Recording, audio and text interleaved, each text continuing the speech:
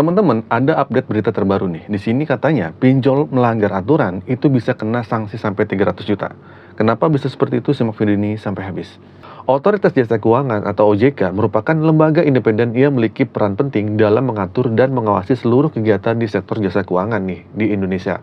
Nah, salah satu fokus utama dari OJK adalah mengatur perusahaan fintech atau pinjol, termasuk di perusahaan di pinjaman online atau alias pinjol. Pinjol yang menyediakan layanan pinjaman melalui platform digital telah mengalami pertumbuhan pesat di Indonesia. Namun, pertumbuhan ini juga membawa berbagai tantangan termasuk resiko penipuan, pelanggaran privasi, dan masalah keberlanjutan keuangan bagi peminjamnya. Nah, OJK ini hadir untuk memastikan bahwa ekosistem pinjol itu berjalan dengan sehat dan bertanggung jawab. Meskipun sudah dilindungi OJK, masih saja banyak yang melanggar peraturan dari OJK, mulai dari bunga yang tinggi hingga cara penagihan yang tidak etis. Nah, beberapa perusahaan pinjol melakukan penagihan yang dengan kasar nih, mengintimidasi dan meneror konsumennya. Nah, untuk mengatasi hal ini, OJK itu mengeluarkan aturan khusus untuk perlindungan konsumen dengan sanksi hingga 300 juta bagi perusahaan yang melanggar. Dalam suatu berita melansir dari Berita.com, Kepala Eksekutif Pengawasan Perilaku Pelaku Usaha Jasa Keuangan dan Edukasi dan Perlindungan Konsumen, yaitu Ibu Fredika Widyasari Dewi, mengungkapkan bahwa OJK telah mengambil langkah-langkah signifikan untuk menegakkan perlindungan di konsumennya. Nah, pada periode 1 Januari hingga 30 April 2024, ada tindakan yang diambil.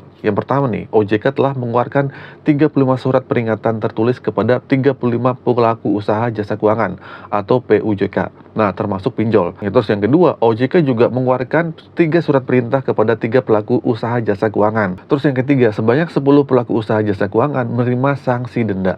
Nah, selain itu, OJK mengenakan sanksi denda sebesar 300 juta kepada satu perusahaan pinjaman online yang melanggar ketentuan pemasaran produk dan layanannya.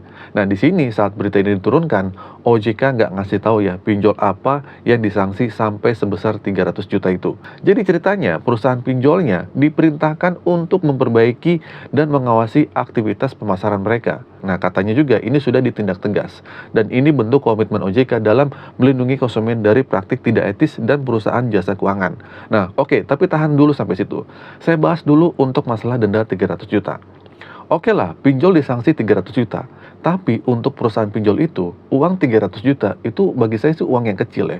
Menurut saya ya. Dan agak kurang sebanding dengan pendapatan pinjol yang bisa miliaran rupiah. Dan ini mungkin itu receh juga dan belum berdampak apakah saat dikasih sanksi 300 juta ke pinjolnya, si DC akan berhenti teror intimidasinya. Kan belum tentu.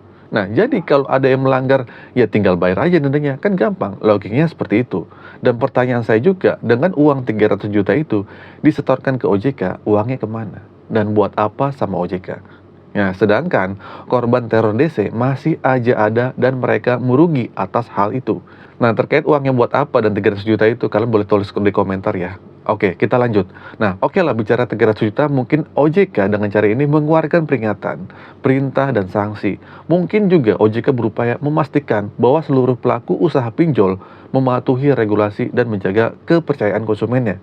Yang kita tahu ya, memang OJK berperan penting dalam mengatur dan mengawasi perusahaan pinjol untuk memastikan ekosistem yang sehat dan bertanggung jawab nih. Nah, jadi OJK mengeluarkan regulasi yang ketat untuk perusahaan pinjol, mencakup pendaftaran, perizinan, dan standar operasi yang harus dipatuhi. Meskipun demikian, masih banyak pelanggaran yang terjadi termasuk bunga yang tidak wajar dan metode penagihan yang kasar. Nah, kesimpulannya, melalui pengawasan dan penegakan hukum yang ketat ini, kita berharap ya OJK berupaya menjaga stabilitas sistem keuangan dan melindungi korban pinjol juga. Jadi dengan langkah-langkah ini, OJK seharusnya bisa memastikan bahwa perusahaan jasa keuangan beroperasi secara etis dan bertanggung jawab, sehingga konsumen pinjol itu merasa aman dan terlindungi dalam menggunakan layanan keuangan. Oke, itu saja teman-teman video kali ini. Singkat saja, semoga video ini bermanfaat. Akhir kata dari saya, Assalamualaikum warahmatullahi wabarakatuh.